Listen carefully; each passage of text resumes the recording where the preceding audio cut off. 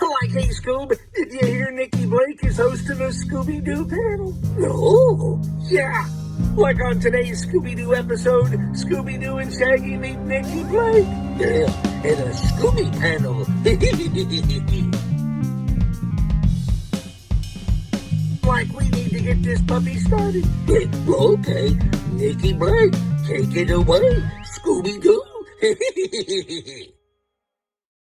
Welcome to the Scooby Panel. I'm your host, Nikki Blake from ScoobyAddicts.com, and today we'll be talking about the Figures toy company Scooby-Doo Figures.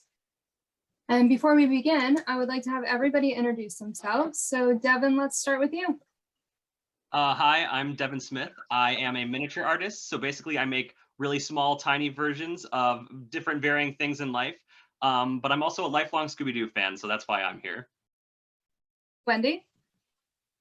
Hi guys, I'm Wendy Brydge. I'm a commissioned artist and I've been collecting Scooby-Doo for over 30 years. Chris. Hi, I'm Chris DePetrillo, the Chief Marketing Officer of Figures Toy Company and the makers of Scooby-Doo Retro Figures. And Cameron. Hi guys, I'm Cameron from Scooby-Doo and Cameron Too. I'm a Scooby-Doo collector and a lifelong Scooby fan. Awesome. It's good to have you guys all here. Chris, we're really excited to talk to you about the Figures toys. We all love them so much.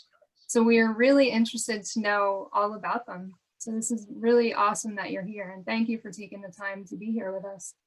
No, not a problem at all. I'm very happy to be here, and I will definitely share whatever information I can as we get into the chat about the Scooby line. Awesome.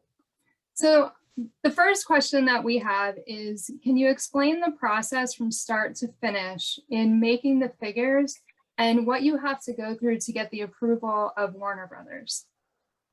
So with that, we do have the licensing through Warner Brothers, not just for Scooby and other Hanna-Barbera characters, but DC Comics. There's a wide range of things that we are licensed for. And initially what we'll do is kind of have a game plan of what characters do we want to start with. Obviously, we want to start with Mystery Inc. with Scooby-Doo. We want Scooby and Fred and Shaggy and everything. But then we get into the villains. What foils do we want to have first? Should we prioritize? Is there one that makes sense in the fandom that is a little bit of a higher priority for collectors? Are there ones that haven't really been done in any of the various Scooby toy franchises that we can do?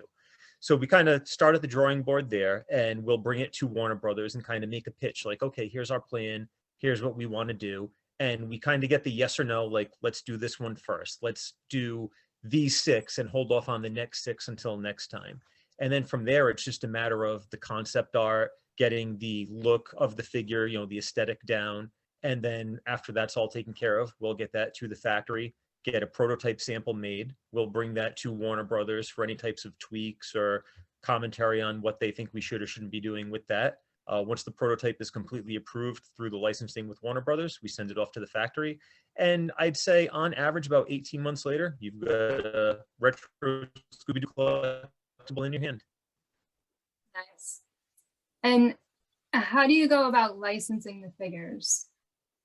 So with the licensing through Warner Brothers, like I said, that covers DC Comics for us. We've done Birdman, we've done Space Ghost. So Johnny Quest, a lot of the old Hanna-Barbera cartoons are all a part of that licensing. So anything that we do under the Warner Brothers umbrella, we just bring right to them. It is built into the contract of the licenses of the certain franchises that we can do. But if we had an idea, like, we did Harry Potter at one point, if we wanted to go back to Harry Potter, we could bring that back to Warner Brothers and say, hey, can we get an amendment to the licensing contract so that we can continue to make Harry Potter? So right now, Scooby is completely covered by that because we're doing all of those older cartoons. How long is the process from getting permission to make a certain figure to actually having the final figure completed and ready to hit the shelves? On average, about 18 months. Obviously, the last couple of years have really seen a lot of delays across the board. There's a lot of stuff that we've announced or that we've teased that has been in the works. So, I mean, you're looking at 18 to 24 months, but that's from, literally day one. Because again, we have to do the concept art and the approvals and stuff like that. And, it's all the variables. You could get Warner Brothers saying right off the bat, hey, perfect figure, send it for a prototype, let's check out the sample. Or they could want to tweak the artwork somehow, or they want to go in a different direction and maybe shift a lineup. Let's, use some of the examples of figures that we've had. They might say, well, let's pull Charlie and put the Headless Horseman in this lineup instead. So it all depends on how they want to go about it too. But as long as we've got full approval, on average 18 months, maybe 24 months tops from day one until the finished product. So you start with a drawing and show it to them, and then you move on to like the prototype. And then once everything is approved, then it's the full figure. Is that? Yes, yeah, we'll have like the render of the outfit. So like with the That Snow Ghost variants we have, we'll take like a render of the original Fred or the original Shaggy, and then just, go off of the, there are style guides that we can go off of too, from like different episodes and different images used by Warner Brothers. And then we'll bring that to them. So we do have inspiration from the older cartoons and the various cartoons, and then different imagery that's been used in the different toy lines. Wendy, you have some questions? Yes, I love how cartoon accurate all of your figures are. And that is something that I feel is quite rare, especially today when having a more stylized look for characters is very popular in toys. So I was just curious, what influenced the company to go that more realistic route? Because I feel like you guys are the very first, like, I guess, other, particularly Scooby figures, it's kind of hard to get them wrong. But we've never seen like the gang looking the way that they do in the cartoon until your figures. So how did that happen, that was how you guys wanted to go about it? It goes hand in hand with going back to that Mego feel. And for those that don't know what I mean, is our figures, we call them retro figures, but they're based on those original 1970s action figures produced by Mego. So doing them in that aesthetic and going that route, it made sense to do them as close to the original cartoon as opposed to doing like Scooby-Doo and Guess Who, or one of like the more current franchises or anything like that. So just with the style that we were approaching for DC Comics and for the Three Stooges and the Kiss dolls and things like that, it made perfect sense to start doing the Hanna-Barbera characters like Scooby-Doo, because it was the same time frame as those original figures that inspired us and for the original cartoon. Mm-hmm. And are you able to explain a little bit of the process of making them that accurate?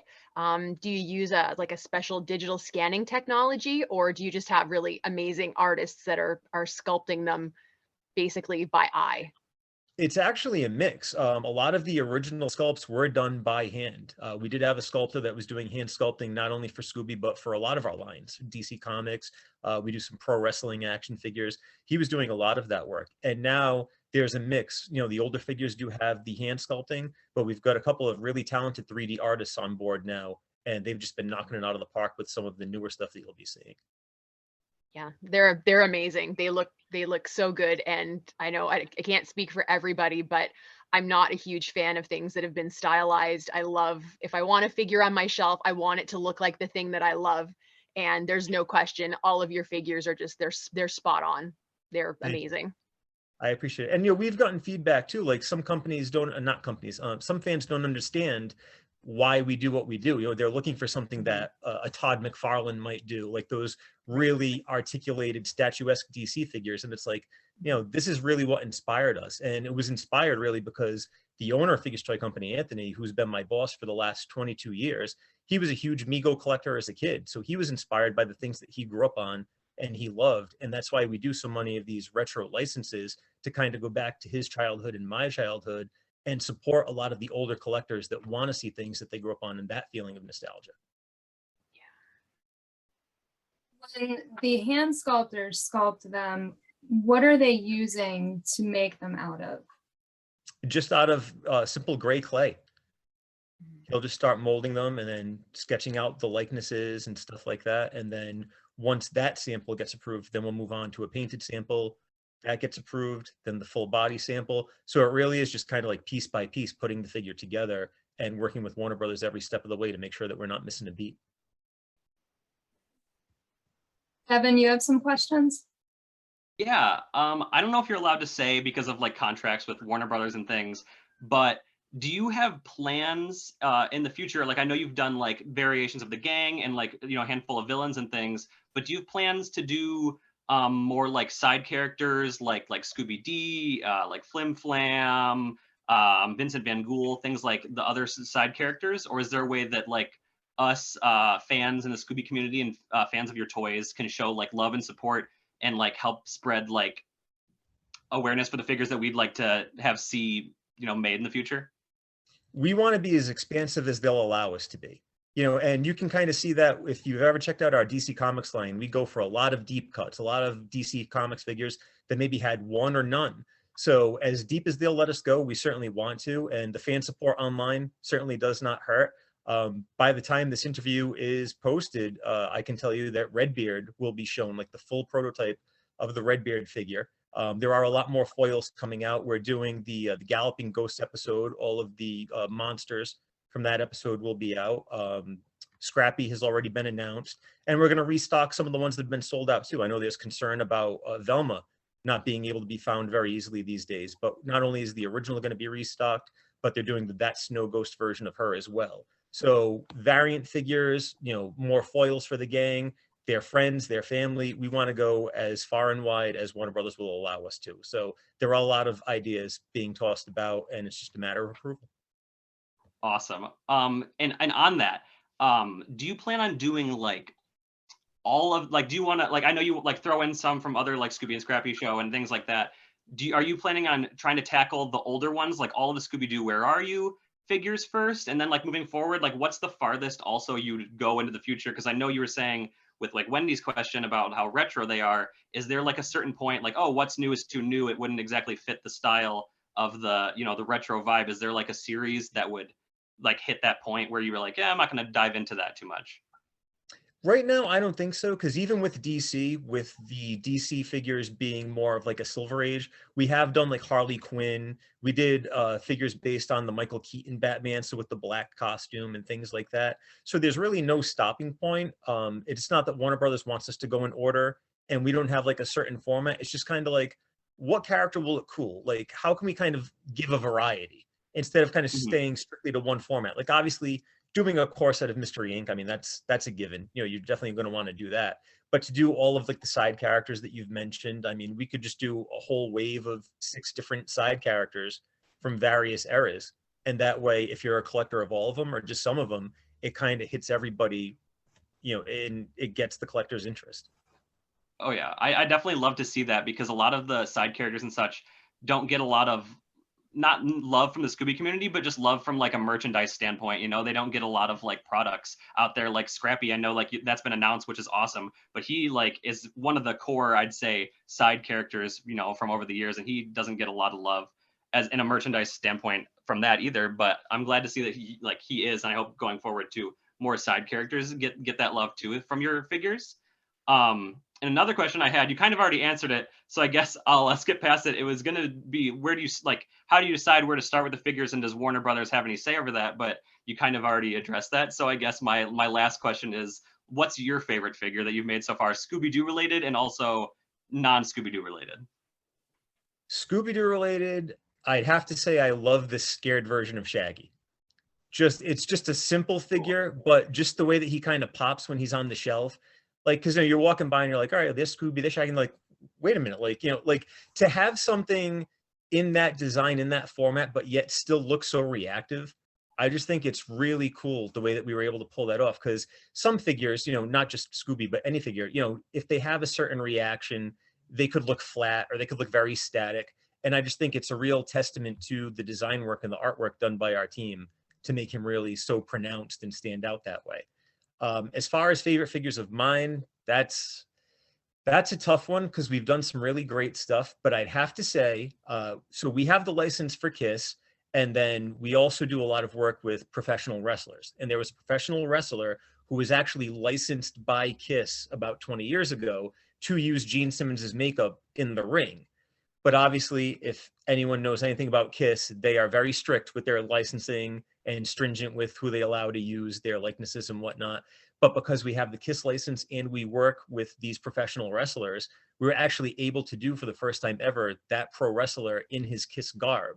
So it's something that really struck a chord with Kiss collectors and the pro wrestling fans. So we kind of got the best of both worlds out of it, and the design work came out phenomenal. So just to pay a little bit of fan service to collectors of, the Kiss Army and the pro wrestling fans, that's probably my favorite thing that we were able to pull off. That is awesome. That's super cool. Do you get to work with like Kiss and the wrestlers themselves, or are you working more with their publicity team? No, I mean with the pro wrestling specifically, that's all my department. I'm in touch with the wrestlers personally and with the licensing. So we did work with a company called Ring of Honor, where the licensing contract had just ended. But any of the pro wrestling figures that you see me announcing right now, whether it's a star from the past or a modern star, they actually signed their deals directly with Figures Toy Company. So it's a talent to company contract that, because if they own the rights to their likenesses, to their ring outfit, whatever they want to use for the design in their figure, they're signing off on those rights directly to us. So it kind of cuts out the middleman. There's no one else to have to go through.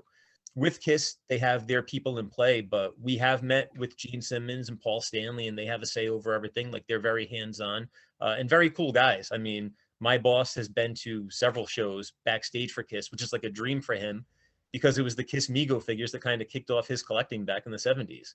So it's just really cool. It's, we're all kids at heart. So it's really cool to be able to kind of bring these things that we love to the forefront in the toy world. Yeah. I kind of want to. I wanted to piggyback off that question, if that's okay, really quick. So when you're working with them, because like Scooby-Doo is like all like fake, fictional characters, obviously they're cartoons, but when you're going for more like the likeness of a person at the end of the line, do they have to like approve the figure, or is it just like, okay, they said you could do it and you do it? Or like when it's finally done, do they have to say, yeah, that looks like me, or no, that doesn't look like me, start over? Oh no, it's very hands-on all the way. Like, perfect example with the pro wrestlers, we do the sculpt, we send them the sculpt. They'll say, well, no, I want to have like a screaming expression. I want to have like a snarl on my face. I'm a bad guy. I want to look villainous. I don't want to look just like a zombie or anything, a straight stoic face or anything like that. So it's very hands-on all the way. Like, much like how we have to go through the licensing process with Warner Brothers. Yeah, if you're someone like, Gene Simmons or something like that, like, they're looking at their likeness, they're looking at the sculpt before the makeup details are applied and the paint details are applied. Is my tongue sticking out the right way? Whatever the case may be. And then with the wrestlers, I mean, there have been times where, for instance, with the hand sculpting, we've gone back to square one, and it's like, okay, well, like, let's do this. Like, his nose is a little smaller, his forehead's a little too pronounced, and then we'll go back to square one. We don't want to rush anything to market that makes it, looks inferior or feels inferior to what they want. We want to not only appeal to the collectors, but we want to do right by our licensors too. Okay. Cameron, you have some questions? Yes, I do. So, Chris, one thing that I love the most about the figures is, I'm doing wrong, the figures themselves are great, but the packaging is just phenomenal, and they stand out. And I'm kind of, every time I collect something Scooby-Doo, I always look at the packaging and how it's designed. And so I love that when with whatever character we got, like whether it's the monster, the villain, or the actual like member of the gang, on the back it gives a little bit of info about them and their episode. And like, a picture of like the episode, like, I love the Headless Horseman. I don't have him here with me, unfortunately, but I love the Headless Horseman, how he's opening up the doors and from the actual episode. I thought that was really cool. Or how Scooby-Dum, it shows like the showboat in the back, and like in the swamp where the gruesome gator ghoul, that episode. So tell me, like, when y'all design these, like, how, like, what makes y'all like put like the episode in there? Like how do y'all design it? Like, how do y'all even think to go forward with that, would you say? That's due in part to the style guide that we take a look at too. So Okay. we'll have like some of those reference images, and we might be pulling the images of the character from something bigger, whether it's like a screenshot of the episode or an animation cell or something like that. So we'll take a look at all that stuff and be like, okay, how can we apply this? Like, how can we do this? So we'll do it, like you said, if it's from a certain episode, and we'll have the imagery on the back or on the side. Same thing with DC Comics. You'll see kind of like, Green Lantern kind of bursting through the sky or something, and it might be a shot from a famous cover or something like that. So we want those familiar aspects to go along with it too. Like, oh, that's where that's from. Like that I think that kind of brings about more of that nostalgia too, because like, I remember that episode. I remember that comic book. I had that when I was a kid. And I think that adds to the appeal of the figure. Right. One thing else I thought, I was kind of interested about, because I've going with my Scooby-Doo and Cameron page, I've always worked with different companies and always done, different cool things. And I know that I did my giveaway with y'all, which I love, by the way. And I've been hearing from different people that they love the figures. They love how it brings such nostalgia to their collection. So my question to you is when you guys go to Warner Brothers, does Warner Brothers, like, do they make you like pay a fee, or do they just say, hey, you can just go and take it, go with it? Or do they, like, you know what I mean? Like, how do you go about that process with it? Oh no, with licensing, with any form of licensing, there is a fee to become, a licensee. And then there's obviously the royalty format as well, like, certain things that are sold and then a royalty gets paid. So it is a contract between us and them. It's not just, hey, yeah, go for it. And if you sell them, you sell them. I mean, we should only be, but but I mean, it's paid dividends because, we found such great success with this stuff. And it's just great to know that there's so many fans that still love this stuff. Cause we talked before about how people want such stylized stuff. And I mean, even kids these days, my son will be 7. And a lot of kids his age, they're playing Fortnite and Minecraft and stuff like that. And he loves his Nintendo Switch, but he's a huge action figure fan. He loves his superheroes, and he's actually a huge Scooby-Doo fan, believe it or not. So he's got quite a bit of stuff. He's got the Boomerang channel on almost 24/7 with old Scooby and Looney Tunes cartoons, and quite a little bit of a Scooby movie collection as well. So it's just cool to see that not only, older fans and older collectors like ourselves, but we're still appealing to the kids too. Even though they're not necessarily kids' toys, they are in the collector's market. I mean, he loves them and he'll reenact episodes all the time. And it's just great to see because kids these days, there's not enough creativity sometimes. They've kind of foregone it for the electronics and the other devices. So it's just cool to see that it's so widespread. The love is so widespread. Well, I can say one thing: you're raising them right if you're showing them the old cartoons. So I love it. Awesome. He's a very big retro cartoon fan. Tom and Jerry, Looney Tunes, like a lot of the older stuff. The Cartoon Network Boomerang reruns that he can watch. He's very into all that stuff. Right on. My next question, my final question, and you may not be able to answer this. And if you can't, I get it. But when do you think Scrappy-Doo will finally drop? Would you say? Within the next, I mean, I know it's stretching it. Within the next year, he was announced a while back, and then we did have the delays and the shutdowns last year that really kind of put a damper on a lot of the stuff that we had previously announced. But I am going off of my most basic knowledge of the timeline. I would say by summer of 2022. So probably within the first 6 months of the year, he should be out. Awesome. So fingers crossed on that. Perfect. Thank you. I'm excited. You said that there were going to be 2 Scrappy figures. Are they going to be like tall like Scooby is, or are they going to be shorter because it's Scrappy and he's a smaller dog? They'll be smaller in stature. Yeah. Yep. Yeah. As far as being in scale, where he's the pint-sized runt. He'll. We're also doing a Batmite for the Batman series too. So we're working with having a couple of smaller scale figures than we would normally have. And we've done that a little bit before. We did Gleek from the Super Friends, and he was on a smaller scale. So it's just kind of going back to something that we've done and utilizing it again for different licensing. When you make the figures, do you make a certain number of them and then that's it? Or are you not like set on a certain number? Does it just depend on how many you think is going to sell? We'll start with a certain amount. Some characters will get more than others. Like, we'll definitely make more Scooby than say, Charlie or the Headless Horseman, because Scooby's the main character, the core character. And then we'll do restocks too. Like I mentioned how Velma was sold out, and that doesn't mean that she's gone for good, because we'll be able to restock her. But in some cases, there are limited runs that we've done. I mentioned some of the Batman figures, or the original Harley Quinn figure that we did, which was based on the Batman the Animated Series. Like, that's been retired for now. Like, that one, we'll have to get another one off the ground, some type of variant or repaint or whatever, because that one's fully retired. So we do try to make more of the core characters, the ones that we know we'll want to have in stock for a while and that will sell. And then in the case of a villain or a side character or something, we'll make a base amount and we'll see how it goes. And if we see that sales are good and they warrant it, we'll go back and ask the factory to pump out more and keep it in stock as long as we can. Can you tell us, like, approximately for a Scooby figure what the base amount would be? I'm just curious. I would say start for something that we're going heavy on, we'd probably start with maybe like 2,500 to 3,000 pieces, and then go from there. And then for the figures like the side characters or a villain or a lesser known character, we'd probably start with 1,000 to 1,500 and then go from there. So, because remember, we're not pumping them out for mass retail. Everything's being sold through our site. We do offer wholesale to some hobby shops and comic book shops, people that want to try to get them locally. So we do support businesses like that.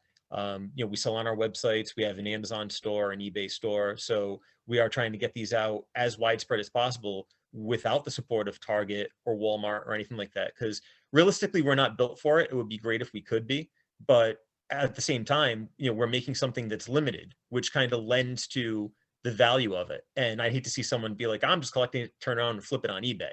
But it's just cool to know that we're making something that isn't the mainstream. You know, it's away from getting lumped in with all those other figures on the shelf. It's something that can really stand out. Anybody else have any other questions for Chris? Not a question, just a compliment. I know we already talked about it. And you kind of just talked about it too. I like walking, like I'm a big toy collector as well, and like action figure and like packaging and the figure itself, it's all a big part of it. And I'm a big retro guy too. Like going down this, like at Walmart and Target, you walk down the aisle and you look at the toys and they just are so cheaply made, and like they're just kind of like, sorry, but like garbage sometimes. And they're just like not like what they used to be. So like seeing what you do and like your company with all the toys and like all the properties and stuff, it's so just refreshing to see what you're doing, because it just is like their quality and they look nice, and they're just not like something that I'm just gonna break in 5 seconds and I can actually like display and like enjoy, you know. So props to you for that. Thank you. I appreciate it. Thank you. Cameron? Yeah, I did have one question. So like I'm in the process of trying to collect all the Scooby figures now. So like my thing is like when you go to retire something, do you like give everybody heads up, hey, we're going to be retiring this figure, like go ahead and get yours now? Like how because I know like as a collector, like I want to try to get them all as you know, as soon as I can, because I know that like once you retire something, it's harder to try to find it. As soon as I realize that the numbers are dwindling, or even if, you know, my boss catches it and has to let me know, like I mentioned, like I update the social media daily. So if I find out, hey, we've only got 50 Scoobies left, I'll go on Twitter and be like, hey guys, Scooby supply is running short, might not have any for a couple of months. If you need one for Christmas, get yours now. Because I don't want to catch anybody by surprise, because, you know, that's happened in the past where someone's like, hey, I logged onto the site, like this figure's gone, like what happened? And then it'll happen, you know, at 3 a.m, someone will order the last 10, and I'll get to, you know, I'll open up the computer the next day and it's like, oh, hey, by the way, these sold out overnight. And it's like, okay, so anytime the number's low on anything, I'll try to send out a reminder like, all right, collectors, if you guys haven't gotten this, like I'm not necessarily going to say, hey, there's only 10 left, but I'll be like, you know, act fast, because you might have to wait a while for a restock, especially this day and age with the shipping ports backed up and everything like that. You know, I've seen a lot of people saying, do you have a timeline? Do you know when the restock will happen? Do you know when I can find this figure? And the best thing I can say is just try to be patient, try not to go to the secondary market. I've seen a lot of the prices really blow up. We are restocking what we can when we can, but I just can't give any further information, because if I say, hey, that'll be in February, and then the ports are backed up and we get delayed till April, then we kind of look like the bad guy. Oh, well, you promised it would be out in February. Like I needed it for a birthday. You know, I don't ever want to let anybody down. So that's why sometimes as little info as I can give is sometimes better. But whenever I can give a heads up, I always try to. Awesome. Thank you. No problem. Wendy, do you have any questions or anything else you want to say? Yeah, I just have a comment. Your attitude for all of this is so wonderful. I think I can speak for everyone here that having a company that runs a social media page that not only pays attention to the fans, but is willing to interact with them is not commonplace. And it's amazing. And we all appreciate that so much, that you're willing to do something like that, because we don't get that from very many places, and it can be very frustrating. It's even easier to give love to something that you're enjoying when you know that there's a person on the other end of it that is maybe appreciating that you said something, rather than just ignoring you and letting your comment just go out into cyberspace. So just a personal comment to you that, like, thank you for running your pages like that. All of the fans very much appreciate it. And I think it's important that you know that, that it is a big deal for all of us, and like we love you for it. Like, thank you for doing that. No, I thank you very much. And I try to look at it too, because I'm a collector myself. My son, I have a young son, I'm collecting stuff for him too. So I know what it's like not only to be the maker, but to be the person chasing down these figures that wants to see the new figures. So I see it from both ends. I mean, just a fun fact about me, I mentioned how I've been at Figures Toy Company for 22 years. Next week I turn 41, and it'll be my 22nd year. I got hired right after high school, all because my friend ordered a figure from their catalog. And here I am all these years later talking to you guys, working with all these major licenses. So I know what it's like to kind of live the dream and kind of get sucked into the toy world. So I am, more than appreciative of all the, comments and the compliments and the cool responses. And, it's karma. It's giving the love back. And I just hope that we can keep giving you guys products that you guys all enjoy, whether it's Scooby or otherwise. Amazing. So you've been there for 22 years. What did you start? What was your first job there with the company? Just helping out in the office and helping out in the warehouse, kind of a jack of all trades. And at the time, we weren't a full-fledged manufacturer. Figures Toy Company actually started as a mail order toy company. So in the days before eBay, my boss was going to, storage unit sales, factory closeouts, clearance stores, stuff like that. And so we were initially based out of Rhode Island, which is where Hasbro is. And he was getting a lot of toys like Transformers, G.I. Joe, and pro wrestlers from Hasbro. And this was in the mid-90s when pro wrestling kind of went through a real surge. And we wound up getting licensed to do replica belts for the various wrestling leagues. And that kind of really brought us to the forefront because we were working with the World Wrestling Federation and Ted Turner's WCW, which was on TNT at the time. And when wrestling kind of started falling by the wayside was when we started taking a look at, well, instead of just, carrying this merchandise, what else can we do to manufacture merchandise? In the mid 2000s, we had Classic TV Toys, which was an offshoot of Figures Toy Company, because we were so focused on the wrestling there that we started that, and we did the I Love Lucy, the Brady Bunch, Married with Children, these retro style figures. And then as wrestling kind of fell by the wayside, we started, transitioning to Figures Toy Company being a full-fledged manufacturer and distributor of the figures you see now. Starting with Warner Brothers back, it was almost 10 years ago where we started with the Batman Classic TV series. We did J.R. Ewing from Dallas, and just touching on a lot of that 70s and early 80s nostalgia. Chris, is there anything that you want to tell us, or any question that you wish we would have asked you that we didn't, that you want to answer? I think we touched on pretty much everything. I know I mentioned it before we went on the air too. Like, I know that there's so many questions that everybody has, and so many things that I wish I could answer, but obviously licensing requirements kind of forced me to stay hush on a lot of things. But, I love the enthusiasm of the collector community, especially just already being familiar with you guys before I even talk to you. That's just a testament to how much I appreciate what you guys are doing out there and the support that you've shown for us. And I hope I didn't ramble on too much for you guys. I hope I gave you guys some good content and some good words to go on. Yeah, it was perfect. We really appreciate you answering our questions and just taking the time just to talk to us. It's interesting for us to learn more about the figures, about, the products that are being made, just for us to kind of get an inside view. So it's pretty cool. Yeah, and just know that I will always be accessible to you, whether it's, to get together like this, or even if you need to send me a message on the Figures Toy Company pages or on my personal pages, hit me up anytime. Anytime I can help you guys out or anybody out there out, I'm more than happy to do so. We appreciate that. Thank you. You're welcome. Do you guys ever sell like the prototypes or like the defected ones? Because that's like super cool. No, my boss really keeps an iron grip on all that stuff, because being a fan himself, he's like, I made this. So many of those wrestlers are kind of things that I came up with, and I haven't been able to touch a prototype yet. So I feel that. I do the same.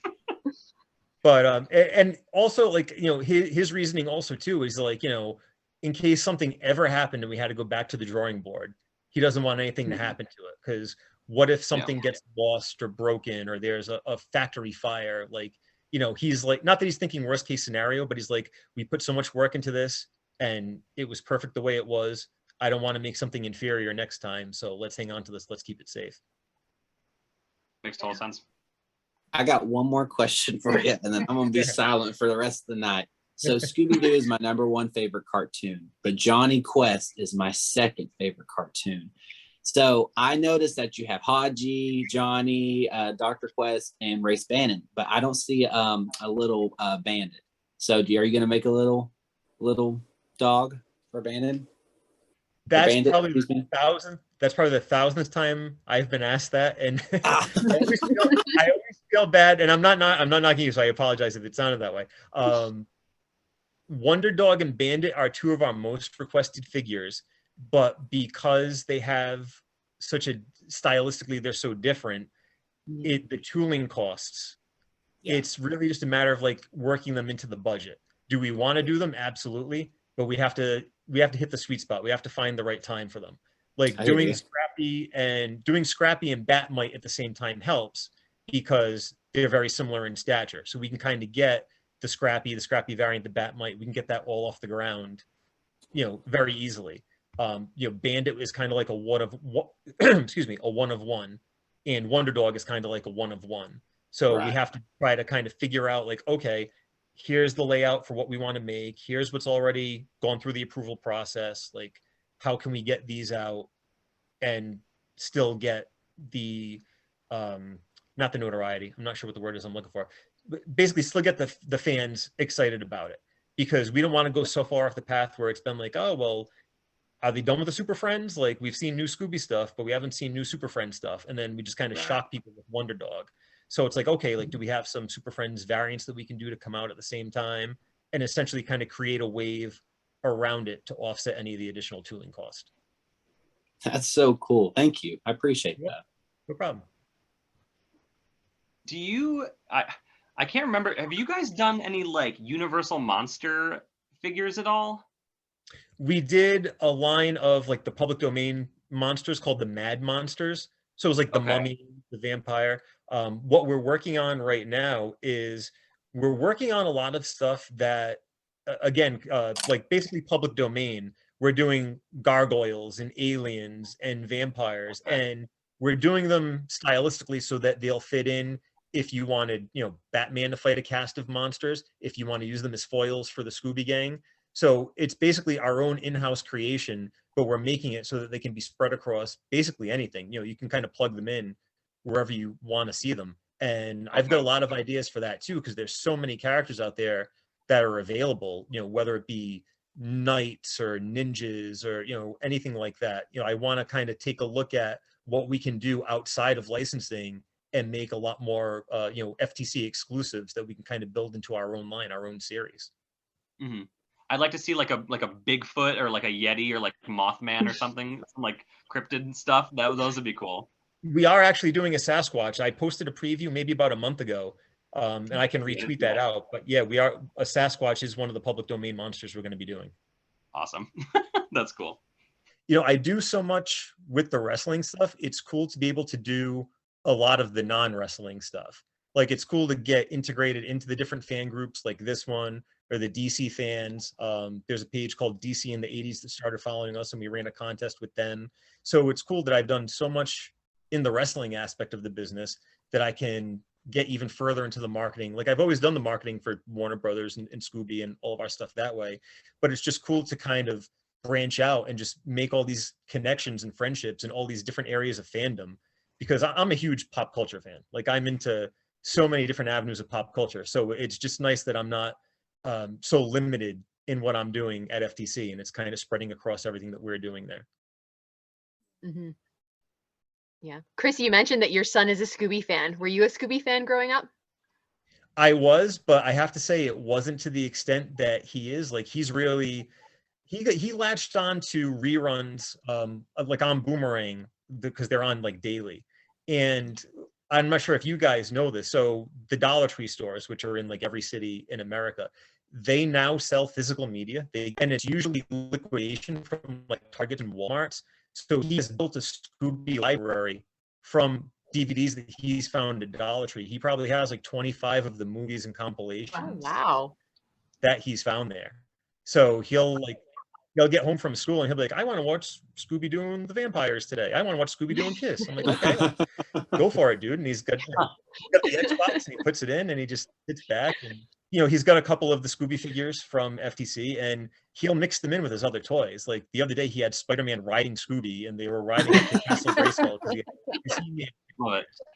and that's what I was saying with the creativity. Like he blends everything in, and that's how I was when I was a kid. My GI Joes and my Transformers were all together and stuff. When you're gonna design a figure for something and it's like something maybe you haven't like seen, like the episode of Scooby-Doo or something like that, do you go back and like actually watch the episode to get like reference for things, or do you just like look up like stills and images and things like that? Oh no, we'll go back and watch stuff. We'll go back and read the issues. Obviously it'd be like mostly online. We'll go back and read the comics. Like we try to get a feel for everything. I mean, everybody that works there, the 3D artists, like I said, everyone is a fan of something. I would find it hard pressed that everybody at Hasbro is a toy collector or a toy fan. Like I'm sure there are some people that are just there, happy to have a paycheck, happy to have a job. We're such a small company. I mean, there's maybe a dozen people tops involved in the whole process. So it's, there's not a warehouse full of like 50 different guys working there or anything like that. And it's very family oriented and family run. When I first got hired, I was the first non-family, non-friendship person that my boss had ever hired. So everyone that had worked there was a cousin, a brother-in-law, kid he grew up with and graduated high school with. Like it was those types of connections. Like I was the first wild card to get thrown in the mix. And now, my boss, the owner, has passed a lot of his stuff on to his son, who was 10 when I started. So really my partner in crime and who helps me oversee a lot of these licenses is my boss's son, who was just a little kid that I would play Nintendo 64 with at family functions back in the day. And now here we are. I mean, he's got a family of his own. I've got a family. So like we've bonded over having sons and stuff like that. And we're getting to kind of take the reins from my boss, and my boss is not an old man by any means. But he's like, hey, like I've done so much, like I trust the both of you guys. It's kind of like, hey, like I'll let you guys swim for a while. Like take a shot, go ahead, go do it. And he's given us like a lot of opportunities to, go up to Warner Brothers or the wrestlers or whatever and be like, hey, we've got this idea. How about it? And make the pitch. And, more often than not, it's paid off. And it's really cool to have that chance. That is really cool. That makes it all the more special. The family connection and like the friends and like the stuff you make along the way. That makes it better. That's cool. Yep. No, I am loyal sometimes to a fault. So the fact that they've taken care of me for so long, it's just, I just continue to try to pay it forward. And it's cool that my son can go to school and be like, hey, my dad makes toys for a living. So Yeah. Yeah. Yeah, that's very cool. Yeah. Most popular kid in the class probably then. He certainly tries to be. He was named after Zach Morris from Saved by the Bell. So he definitely has a legend. I love it. I wanted to say too, I think my favorite, because I've looked through like your website like a million times, because I'm like, I want all of them, but I'm gonna break the bank account if I do that. My favorite one that I want to get is the Adam West Batman, where he's like got the surfboard and the swim trunks on. Oh yeah, the Surf's Up, Joker's Under episode. Yep. Absolutely love that one so much. There's something about it. Every time I look at it, it just makes me laugh, and that's like my next one I want to get. So, and just that's one cool cool thing too. I mentioned that with the scared Shaggy, how much I love that, but it's so cool because we do, the normal Batman, the normal Joker, what have you, but there's so many of these quirky little variants that it's really just like one little minor tweak to the original figure, and it just looks so much cooler. Like it's just so different. And I mean, there's not a lot of people that are thinking, oh yeah, Batman in board shorts, like that was a thing. But if you know about it, like you know how funny it was and how cool it is. So it's just cool to do like these little oddball releases. Like it just really, like I love quirky stuff like that. Like, whether it's movies, music, whatever it is, I like stuff that kind of stands out, for better or for worse.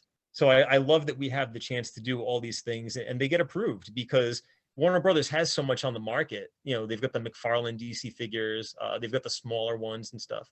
So to allow us to kind of go even further, because the stuff at retail it's made for the kids, or you have, your adult collectors that want the statuesque, the articulated stuff. So we're kind of right in the middle. They have the playability of an action figure or a doll, but they have that nostalgia factor too for the displays and for the older collectors. Totally. Totally. Yeah, I love them. That's the best thing too, I think, like about it is like you said, like all the different like how you have so many different variations of everything. Because a lot of toys you see like, okay, here's the character, here's what they're like usually wearing, and that's it. That's like the action figure, whatever product you're getting. And it's just so cool to have, because like I know I'll watch a movie or TV show and I'm like, wow, it'd be so cool to have like an action figure of them from like this specific movie or this specific scene or like that outfit they're wearing. Like, so it's really cool that you guys have all those variants, because like you don't always see that. So it's really, Yep, really sweet. I was just going over variants for DC Comics yesterday. We were going over like some different variants that we could do. I mean, the Joker is one of my favorite characters that we've done. Like, I think every version of the Joker that we've done is just fantastic. Like the design team. I mean, the Batman TV series one is perfect. And then some like those old Silver Age comics or Super Friends ones. And we were just talking yesterday. And one of the ones I threw out there, I'm like, why haven't we done the Joker in a straitjacket yet? He's in a straitjacket like 100 different times in the comics. We just take one of our Joker figures, give him some new attire, use one of the heads that we've already got, but you're creating this whole new thing, and it's really just kind of like repurposing, and it could look really cool. Super cool. That's super cool. I love that. Mm-hmm. So is it a shorter process if you're using parts that are already created to create a new figure? Yes. Yeah, that definitely helps with the timelines. So, whether it's, I mean, really anything, whether it's making a new outfit for the Joker or for the wrestlers, for the pro wrestlers, with them, we'll do a different t-shirt or a different singlet or something like that. So that really does help with the timeline, because it helps us get something new out while we're kind of biding our time for the really fresh product, the original, like the first timers and stuff like that. Chris, do y'all ever do like tours of like the factory, like where y'all make the toys and stuff? Because I mean, if I could ever make it up there, I'd love to do like a review. Like I think that'd be so cool. I'd like to see that too. Yeah, if you got, so now here's the funny thing. I mentioned how Figures Toy Company started in Rhode Island. They're based out of Tampa now, and I've been working out of Rhode Island since 2009 for them. So I'm like the original remote worker here, because I've been doing the marketing and I was doing wholesale and stuff like that for my boss during his transition. So, I mean, I've really grown. I mean, they're like family. They've always treated me kindly. I started when I was a kid, so I've literally grown up there. So they are down in Tampa. So if you're ever in the Tampa area, the warehouse and the office is all on the same site. So you can pick up items there. They'll take you around. I mean, it's nothing glamorous. I mean, it's your typical warehouse and stuff, but I mean, people are just blown away by seeing hundreds of these figures on the shelf or, boxes of parts. I mean, even people that see like, if there's a return or if there's some kind of a defect or something like that. But you'll get to see some of the prototypes. My boss has a lot of prototypes on display. It's really cool. I mean, you can feel the love when you're in there. Like you can just see like, my boss is a professional man that owns a company and he's got action figures stuck all over his wall. So that's awesome. So before we wrap up, I will have everybody let everyone know where we can find you on social media. And Devin, we'll start with you. You can find me on Instagram, Twitter, TikTok. I mainly use Instagram at awesome__thanks. I've got a YouTube channel, a Facebook page, all that stuff. Pretty much every social media site, just awesome thanks on there. So if you want to find me, look me up. Wendy? You can find me on Instagram. I'm at Wendy Brydge, Twitter at Wendy Loves Jesus, and my blog is wendylovesjesus.wordpress.com. Chris? So Figures Toy Company's Twitter page is at Figures Toy Co. You can also find us by the company name on Facebook and Instagram. Just search Figures Toy Company. And if you want to find me personally on Twitter or on Instagram, it's at Zach Malibu. Cameron? You guys can find me on Twitter, Facebook, Instagram, and YouTube at Scooby and Cam. And you can find all of my links on ScoobyAddicts.com. Thank you for joining us, and be sure to check out the Figures Toy Company and pick up some of their toys, some of their figures, whether it's Scooby or not. They're awesome. So thank you, guys. Thank you. Thank you. Thank you for tuning in to another Scooby panel. I'm Nikki Blake from ScoobyAddicts.com. If you like these panels, please subscribe to my channel for more great discussions. A very special thank you to Chris DePetrillo, Chief Marketing Officer at Figures Toy Company, miniature artist and Scooby fan Devin Smith, artist, blogger, and Scooby collector Wendy Brydge, and Cameron Bates from Scooby-Doo and Cameron Too. Scooby and Shaggy were voiced by Scott Innes. Check out Scott's website, onescottshop.com. Scooby Panel is available in podcast form on most podcast platforms or as a web series on YouTube. If you would like to support the Scooby Panel, please go to support.ScoobyAddicts.com. Scooby Addicts art by Will Davenport, video editing by Nikki Blake, music composed and performed by Bovine Nightmares.